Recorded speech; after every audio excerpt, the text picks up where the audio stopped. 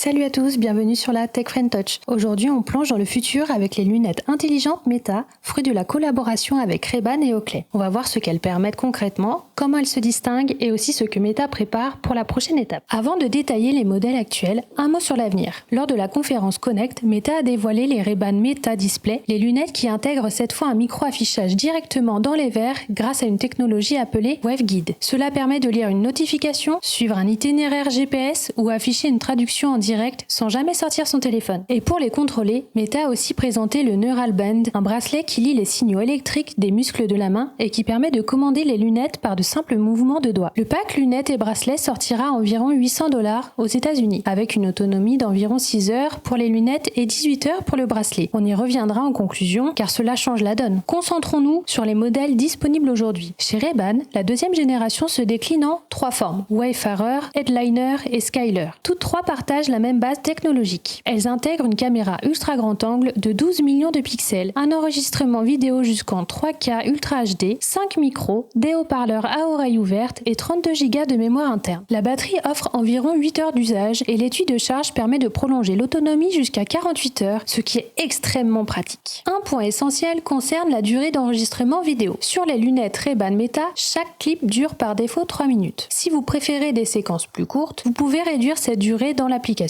jusqu'à 30 secondes. C'est une vraie souplesse qui permet de choisir entre une capture plus longue, utile pour documenter une scène entière, ou une séquence plus brève, idéale pour un partage rapide sur les réseaux sociaux. Les différences entre Wayfarer, Headliner et Skyler sont surtout esthétiques. Le Wayfarer conserve son look rectangulaire iconique, celui qui a traversé les décennies chez Ray-Ban. La Headliner propose une monture plus anguleuse et affirmée, pour ceux qui veulent un style plutôt marqué. La Skyler, enfin, est plus fine et arrondie, plus élégante et discrète au quotidien. Mais sur le plan technique, vous profitez des mêmes capacités. En pratique, elle permet de capturer des photos et vidéos spontanées sans sortir son téléphone, de répondre à des appels, d'écouter de la musique ou des podcasts, et même de demander des informations à l'intelligence artificielle embarquée. Vous pouvez par exemple lui demander de traduire une pancarte, de vous rappeler une tâche ou de décrire un élément devant vous. Passons maintenant au modèle Oakley. Les HSTN affichent un look rond et épais, résolument futuriste, presque next generation. Quand on les voit, on sent la rupture avec des lunettes classiques. Elles incarnent la révolution de la lunette connectée. Techniquement, elles disposent de la même caméra de 12 millions de pixels, de micros multiples et de haut-parleurs ouverts. Leur autonomie atteint environ 8 heures, prolongeable jusqu'à 48 heures avec l'étui. Mais ici, la durée des enregistrements vidéo est différente. Par défaut, chaque clip filmé avec les Oakley Meta dure 30 secondes. Dans l'application Meta AI, vous pouvez allonger cette limite jusqu'à 60 secondes ou même 3 minutes. Cela permet de choisir entre un format court qui correspond bien à l'esprit des réseaux sociaux et un format plus long pour documenter un trajet, un entraînement ou une sortie. Enfin, les vanguards sont les plus extrêmes de la gamme. Leur design enveloppant couvre largement le visuel comme un masque sportif. Elles sont pensées pour les athlètes et les passionnés de plein air. Elles filment en 3K, proposent un champ très large, résistent à l'eau et à la poussière avec un indice IP67 et disposent d'une autonomie de 9 heures, extensible à 36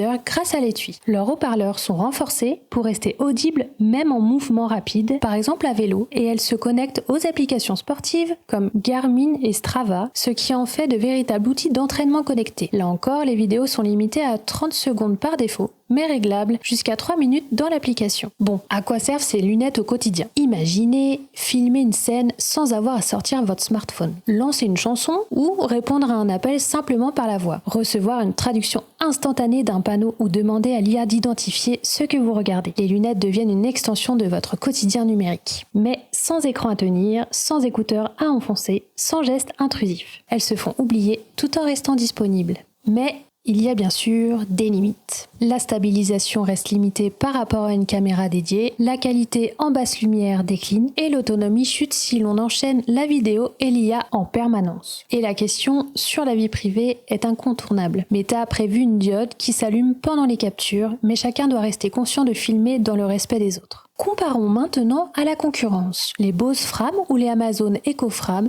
se concentrent uniquement sur l'audio. Elles offrent musique, appel et assistant vocal, mais elles ne filment rien. À l'inverse, les lunettes de réalité augmentée comme X-Real R2 ou les Rockit Max affichent des images dans vos verres, mais elles doivent être reliées à un smartphone et ne disposent pas de caméra pour capturer ce qui vous entoure. Les Meta se placent entre ces deux univers. Elles capturent le monde qui vous entoure, elles enregistrent l'audio, elles interagissent avec l'IA, mais elles ne projettent pas encore d'éléments visuels. C'est un compromis unique. Et c'est là qu'entrent en scène les Ray-Ban Meta Display. Contrairement au modèle actuel, elles ajoutent un véritable affichage intégré dans les verres grâce à la technologie WaveGuide. Cela signifie qu'en plus de filmer et d'écouter, elles peuvent vous montrer une notification, une direction GPS ou une traduction directement dans votre champ de vision. Le Neural Band complète l'expérience avec un contrôle par mouvement de doigts, sans voix et sans tactile. Avec environ 6 heures d'autonomie pour les lunettes et 18 heures pour le bracelet, on se rapproche d'une réalité augmentée légère, portable et naturelle. En résumé, si vous voulez le style iconique et les fonctions connectées les plus polyvalentes, les Ray-Ban Gen 2 sont faites pour vous.